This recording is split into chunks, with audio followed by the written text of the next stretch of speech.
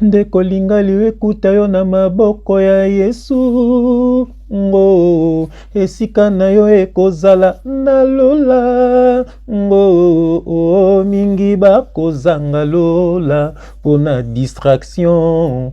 Mingi bakozanga lola pona loinge.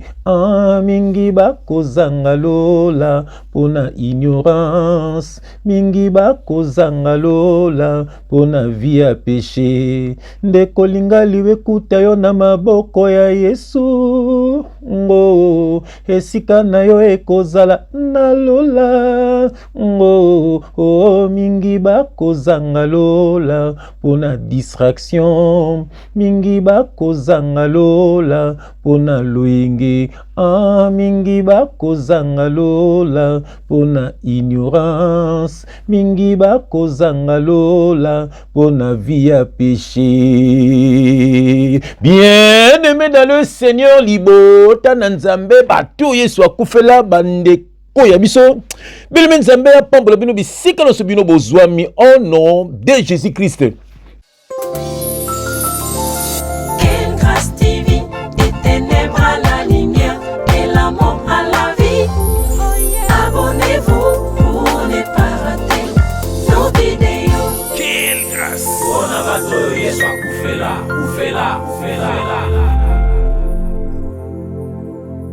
Bien-aimé, shalom. Quelle grâce, quelle joie immense. Tant que tu vas rabouer. Bien-aimé, pour nous la moussaba na nzambe. Bien-aimé, ba nzambe bazala éveillé. Bien-aimé, ba nzambe ba kima mokili. Ndenge toyembi na nzembu. Mingi bako zanga lola pour na distraction. Distraction comme makasi na mokilo. Bien-aimé na le Seigneur. Mingi bako zanga lola pour na loyenge. Loyenge komisio ya koleka na mokilo. Bien-aimé na le Seigneur. Bien-aimé, mingi bako zanga lola pour na ignorance. Alléluia. Kolanda ba faux pasteur. Kolanda ba loyenga mokili. Bien-aimé dans le Seigneur, ignorance. Mingi bakuzanga lola. Mingi bakuzanga lola to yembi lisusu pour na vie à péché. Péché tingami lokola sonzo boyendengi nini. Le péché vient du diable. Bien-aimé kokeneli fait le pamba. Ya on to yembi na nzembo. Mais bien-aimé dans le Seigneur, na yembi vidéo kitoko ya frère na biso Pierrot Louara. Ya denosaka lokola abiso. Alléluia. Makambo nyoso ya mulili abimisango na mwinda. Quelle grâce, quelle joie immense. Voilà. Biso linga bato baby ko revendiquer ba droit na bango. Bato baza ba yumate, bato baza ba gubete, bato baza ba malanda ngombete. Biso linga bato bongo.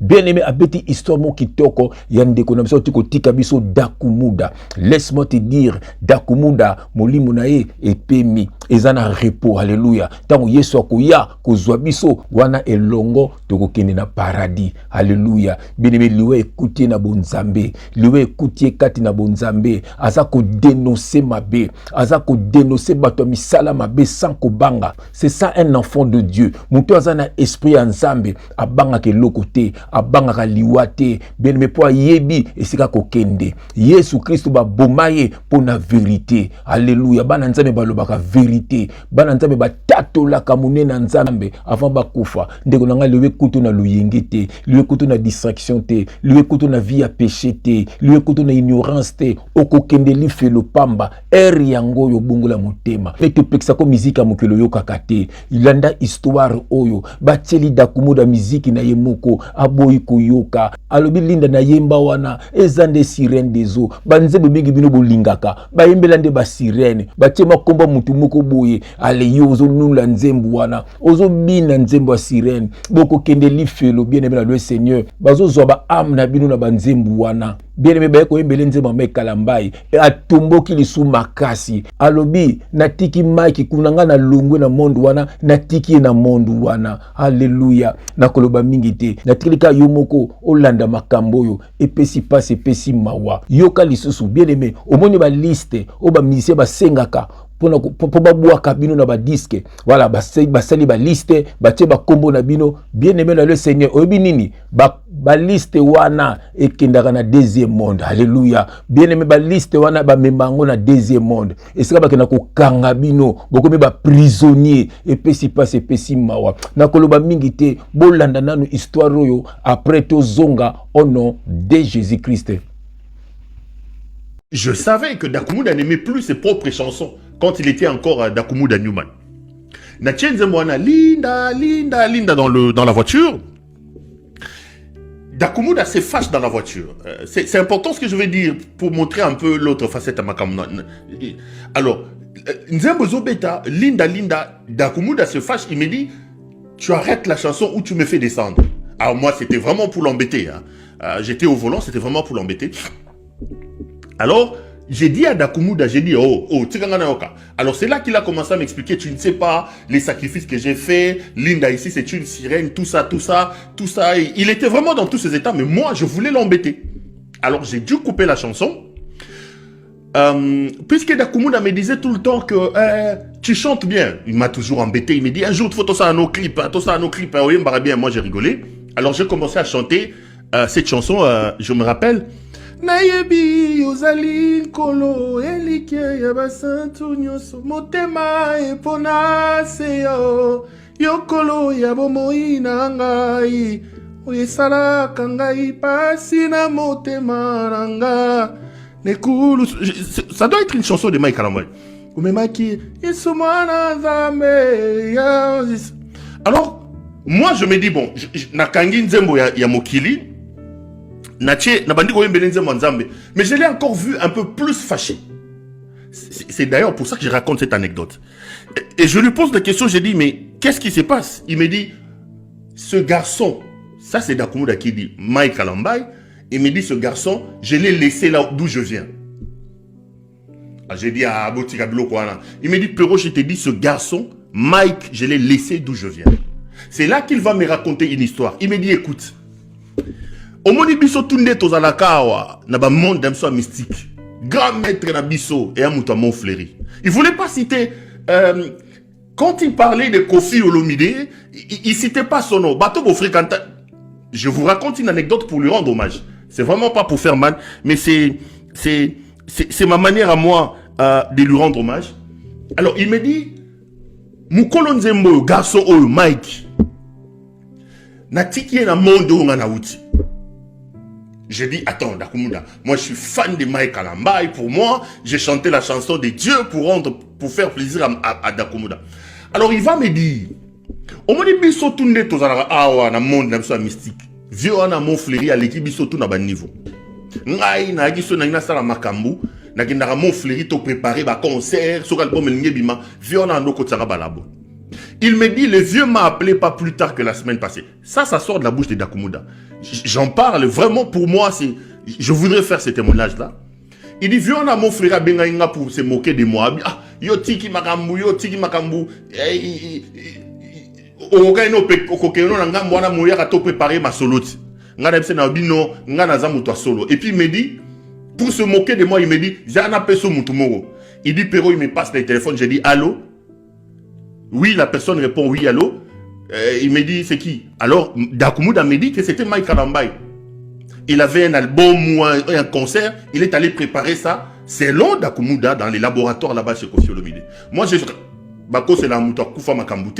vous raconte une anecdote pour rendre hommage à Dakumuda qui était un ami à un moment donné. Alors, il me dit, Pero, le gars, il me passe le téléphone, c'est Mike Kalambai qui prend le téléphone. Allô, non, frère Mike. Alors, moi je sais, ça c'est Dakumuda qui me dit, moi je sais. Alors je dis à Mike, ah ok c'est bon, n'a pas zong c'est là moutoir. A zong c'est lui moutoir mon frère téléphone moutoir mon frère comme ça ngalo biomoni. Yoko daye kakaboy. Oko daye kakaboy. Tala Mike Azawa to préparer ne soke lo kona soke lo ne. Alors c'est comme ça que lorsque moi je commençais à chanter la chanson de Mike Kalambai, ça l'a énervé et il m'a dit, trouve autre chose. Alors moi j'ai rigolé, j'ai dit, Natia Linda Oboyi, Natia Mike Kalambai Oboyi. Il me dit non, Mike Kalambai, et je l'ai laissé d'où je viens. Ça sort de la bouche de Dakumuda.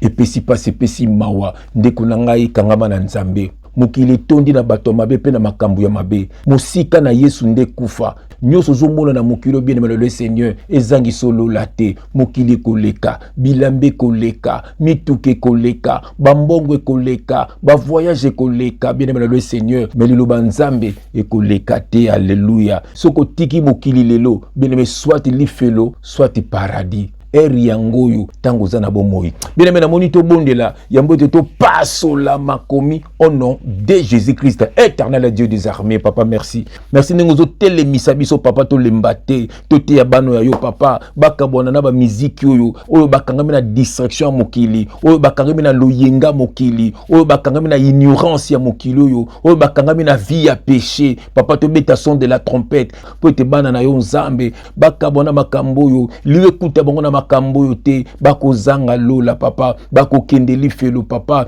yangozo tinda biso pona bano ya yo bato yesu akufela bayoka son de la trompette bakabona na batu ya mabe penda makambo ya mabe papa po ete babekisa milimo na bango papa natiki message na maboko na yo yaka kote ya bano ya yo que le Saint-Esprit parle pour l'édification de ton peuple au nom de Jésus-Christ. Nous avons ainsi prié et nous disons Amen. Bien aimé, Hosanna adresse bien. Awa pembe na pembe. Vérité de very. Révélation de rêve uniquement. Pona bato yeso akufela. Bien monsieur yeso akufela yote okofinga biso. Po tozo dénoncer mabe. Yo kanga minde na mabe. Olinginde bato ya mabe. Olinginde makambu ya mabe. Alors lokola biso toza ko dénoncer bango. Okomi ko finga biso. Oyini biso. Pambate yo lingo keno li felo. Mais tozo la musa yo. Et pour un jour o regretter te. Laisse-moi te dire, Hosanna adresse bien. Mais le Hosanna bala Yesu. Simplement c'est quoi? C'est le créateur de toutes choses. Il a envoyé ton frère pour être fungolo bongo. Bien aimé ozala yumate. Bien aimé ozala malanda ngombete. Bien aimé obungi samuli mona yote. Bien aimé kangama na nzambe. Tika mabe eri yangoyo. Tika masumu eri yangoyo. Un jour ogoluka Bible ezali susute. Ozoluka mateya ezali susute. Bien aimé le Seigneur enlève mes salema ki kala. Yango keba. Soit enlèvement, soit liwa. Yango yeba nzambe. Ce qui enlèvement ye, écoute na nzambe. Ce qui liwe ye, écoute na nzambe. Posanga bokonza likolote. Bene metikete nzamba pamulundo kozuli ba. Kuya kulanda ndeko na yo. Bene me voilà. Epesi passe, epesi mawa. Boki témoignage à Pierrot Louara. Tu veux savoir bino musique wana eza ya satana mutatambusaka ba musicien wana boyoki témoignage même musique soi-disant ya nzambe bene meloko ya nzambe batekaka yango te soko monika biloko ya kotekama banini ba droit d'auteur ce n'est plus Dieu n'est plus là-dedans kabona na bato bien-aimé ba changer kaka sika voilà misusu bazobeta musique ya mokili misusu soi-disant musique ya nzambe mais basaka ensemble yeso beke boko yeba bango na misala na bango batekaka banzembu ba orgueil bachoko otelaka kolobi non nzamba zawa te kindumba lokuta bakwiti kaka lokola ba misia mokili yango ndeko na ngai la muka landa te exemple ya ndeko na biso da kumuda atika ki mizika mokili ndenge biso totika mizika mokili tala lelo nzamba zu molimo na ye na kati na bonzambe alleluya aza pe ko dénoncer mabe aza ko loba makambo ya Yesu pe akei na ye molimo neke na kimia ebongo yo est-ce que lui ko kutu na bonzambe te ko kutu na luyenge lui ko kutu wa wapi ndeko na ngai réveille-toi. Yango na kotanga verset moko na ça na Hébreu chapitre 9 na kela on a verset 27 à 28. Je vais prendre mes lunettes pour natanga malamu. Alléluia. Bien-aimé, il faut natanga malamu. Alléluia. Il faut lui écouter on a bonzambe. Lui écouter on te na luyenge bien-aimé. Yango je vais essuyer mes lunettes. Alléluia. Je vais essuyer mes lunettes pour natanga malamu. Alléluia. Pour ceux qui natangi mabeta ngokufa papa tunyo papa na telega na via luyenge pour vrai chef tanga ma bébé mais j'ai mes lunettes. J'aime quand j'ai mes lunettes. Quelle grâce! Bien aimé, dans Hébreu, chapitre 9, là on a verset 27 à 28. Et je vais lire au nom de Jésus-Christ. Bien aimé, yoka verset oyo. Et comme il est réservé aux hommes de mourir une seule fois, après quoi vient le jugement. Alléluia. Verset 28.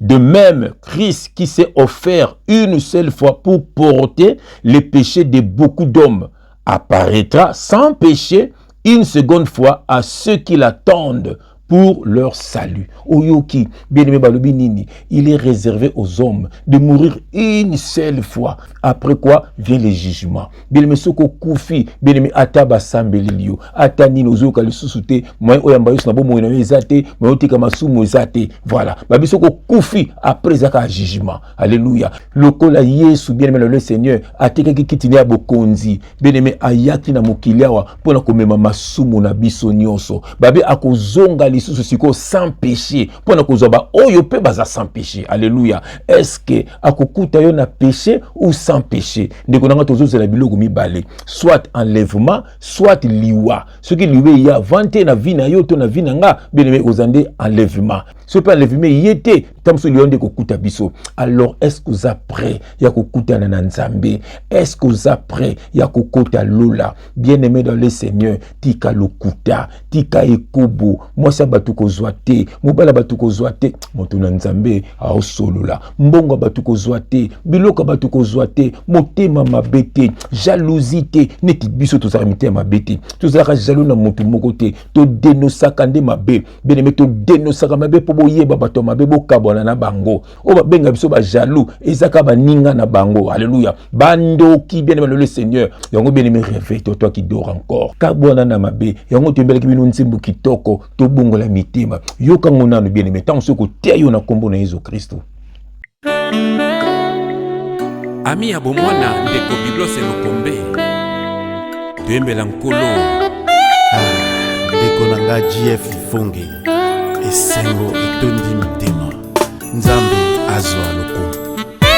Amen. Tokufelaki bisengo ya mokili ingi batika biso bawa soki biso toza eza shwa ya Nzambe alingi tobongola mitema ndeko nyonso ozomona na mokili oyo ezangisa yo lola te. Ésaïe 55 verset 7. Que le méchant abandonne sa voie et l'homme d'iniquité ses pensées, qu'il retourne à l'Éternel qui aura pitié de lui, à notre Dieu qui ne se lasse pas de pardonner. Alléluia. Quelle grâce. Moto na masumu suka seli fili kokende kuna tende kona ngai. Tokufelaki bisengo ya mokili mingi batika biso bawa soki biso toza eza shwa ya Nzambe alingi tobongola mitema ndeko nyonso ozomona na mokili oyo ezangisa yo lola te. Ça c'est la rumba sainte. Rumba isantu isika bojo beite. Tobongola mitema mokili oyo ekolekago lolembango ya nini nzoto nde putolo tout est vanité. Tobongola mitema mokili oyo ekolekago lolembango ya nini nzoto nde putolo tout est vanité.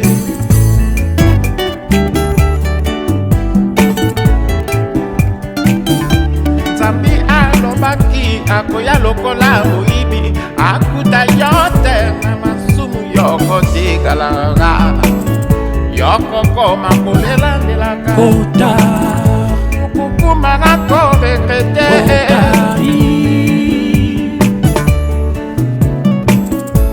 tango yango oyo yamba Yesu kozela lobi te lobi esali ya biso te ebele bakufa bayebaki teke bakokufa liwa ya accident cardiaque mort subite tu n'auras pas le temps de te confesser tango yango oyo yamba Yesu kozela lobi te lobi ezali ya biso te ebele bakufa bayebaki teke bakokufa liwa ya accident cardiaque mort subite tu n'auras pas le temps de te confesser.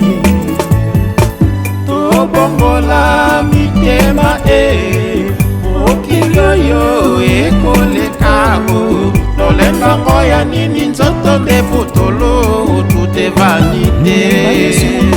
mosana bomoi kozela lobi te lobi ezali ya biso te Tout est vanité.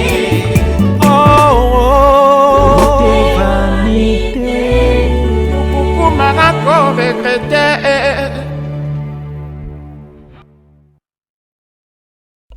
Que Dieu te bénisse, que Dieu te visite. Au nom de Jésus-Christ, Amen. Quelle grâce!